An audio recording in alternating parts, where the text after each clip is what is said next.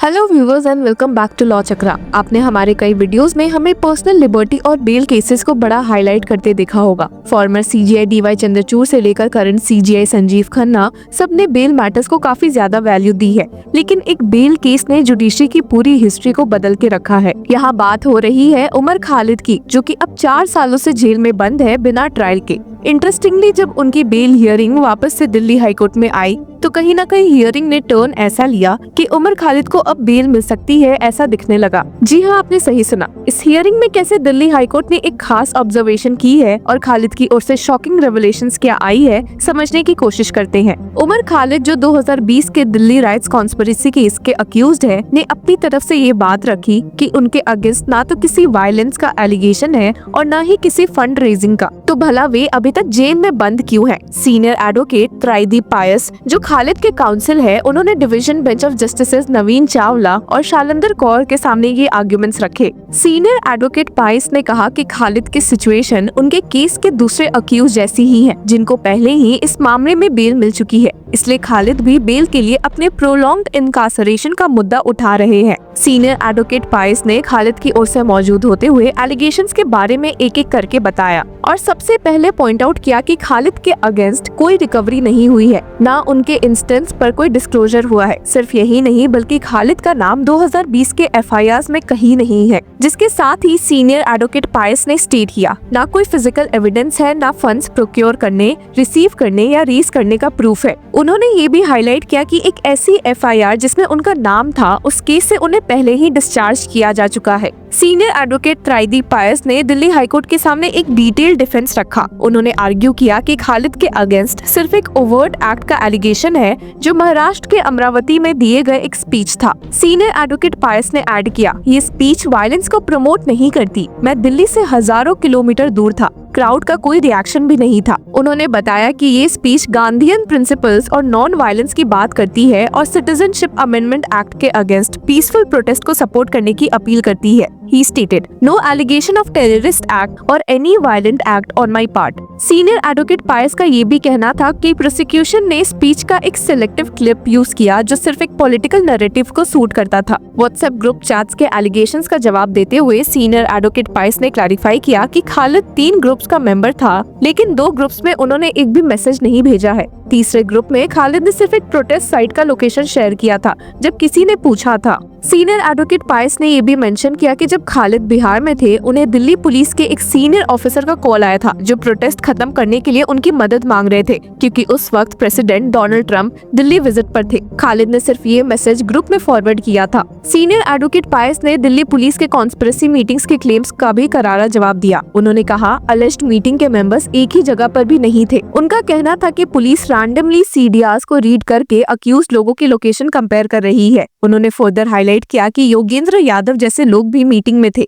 लेकिन उन्हें अक्यूज नहीं किया गया। एआईबी क्रैक करना है, लेकिन कैसे करें स्मार्ट स्टडी और इफेक्टिव स्ट्रैटेजीज का यूज? नो स्ट्रेस, हम लेकर आए हैं आपके लिए एक अल्टीमेट सोल्यूशन। लॉ चक्रा के साथ आपको मिलेगा टॉप नॉच टिप्स और proven techniques specially for AIB और advocate on record Nishant Verma के इनवैल्यूएबल इनसाइट्स के साथ 7 दिसंबर को हमें ज्वाइन कीजिए हमारे एक्सक्लूसिव वेबिनार में, जहां आपको मिलेगा ओपन बुक एग्जाम का सही तरीका और वो सब कुछ जो आपके एआईबी प्रिपरेशन को बूस्ट करेगा। हर क्वेश्चन का जवाब, लाइव इंटरैक्शन और एक्सपर्ट से अपने डाउट्स क्लियर करने का एक मौका। एआईबी टफ तो जरूर है, लेकिन राइट गाइडेंस के साथ ये अचीवेबल है। 7 दिसंबर को हमें ज्वाइन करिए और अपने सपने को एक और स्टेप अपने करीब लाइए। Register now. पायस का कहना था कि मीटिंग्स में क्रिमिनलिटी का कोई एलिगेशन नहीं है और मीटिंग्स की फोटो फेसबुक पर अवेलेबल थी, इस वजह से ये बिल्कुल भी सीक्रेट नहीं थी। प्रोसिक्यूशन के फ्लरी ऑफ कॉल्स के एलिगेशन पर सीनियर एडवोकेट पायस ने कहा कि कॉल्स का कंटेंट क्लियर नहीं है। कई लोग कॉल्स कर रहे थे, लेकिन कुछ को अक्यूज बनाया गया और कुछ को नहीं, उन्होंने कोर्ट को बताया। सीनियर एडवोकेट पायस ने कंक्लूड किया कि खालिद के अगेंस्ट किसी भी वायलेंट एक्ट, फंडिंग या टेररिज्म का कोई डायरेक्ट एविडेंस नहीं है और उनका प्रोलॉन्ग्ड इनकार्सरेशन अनफेयर है। उमर खालिद, जो एक वेल नोन एक्टिविस्ट है, उन्हें फरवरी 2020 के दिल्ली राइट्स के कॉन्स्पिरेसी केस में अक्यूज किया गया है, लेकिन उनका और उनके लॉयर्स का कहना है कि उनकी स्पीचेस को गलत तरीके से इंटरप्रेट किया गया है। कोर्ट कहते हैं कि उन्होंने उमर खालिद को सितंबर 2020 में अरेस्ट किया गया था और उनके खिलाफ criminal conspiracy, rioting, unlawful assembly और unlawful activities prevention act UAPA के तहत कई सीरियस आरोप लगाए गए थे। तब से वो जेल में है। ये उनका दूसरा अटेम्प्ट है हाई कोर्ट में बेल के लिए। ट्रायल कोर्ट ने पहली बार मार्च 2022 में उनकी बेल रिजेक्ट कर दी थी। उसके बाद उन्होंने हाई कोर्ट का रुख किया था, पर अक्टूबर 2022 में हाई कोर्ट ने भी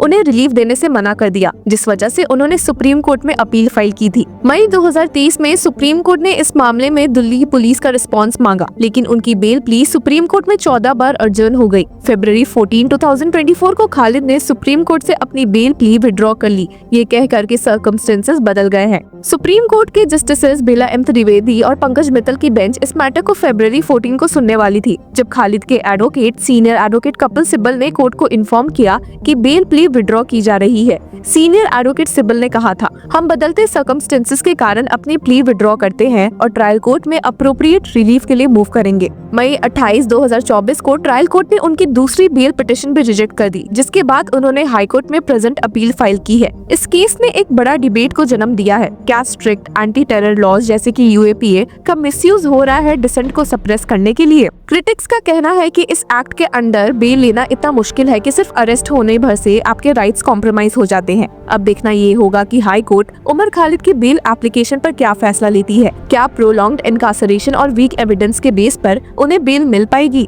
या फिर उनका स्ट्रगल अभी और लंबा चलेगा? सबकी नजरें इस बात पर ही टिकी है कि हाई कोर्ट उमर खालिद की बेल एप्लीकेशन पर क्या फैसला लेती है। क्या सच में गांधीयन प्रिंसिपल्स को इन्वोक करना एक क्राइम हो सकता है? आपकी इस बारे में क्या राय है, हमारे साथ जरूर शेयर करें।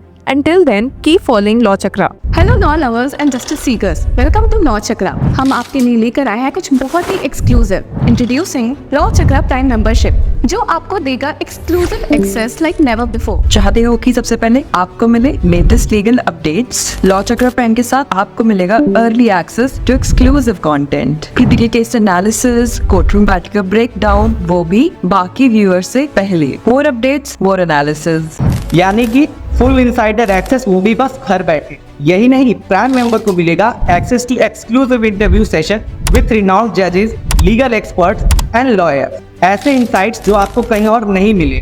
इसी के साथ अगर आप कभी सोचे कि हम कैसे लेकर आते हैं आपके लिए ये लीगल अपडेट्स, तो इसके लिए भी प्राइम मेंबर्स के लिए है हमारे पास एक special sneak peek behind the scenes of law chakra. Brainstorming session से लेकर ब्लूपर्स तक सब कुछ। In short, more content, more update and more analysis. Political legal controversies हो या इन डेप्थ लीगल सेशंस, सब कुछ आपको मिलेगा एट वेरी मिनिमल प्राइस। बनिए लॉ चक्रा की प्राइम मेंबर और अनलॉक कीजिए full potential of legal knowledge. अभी ज्वाइन कीजिए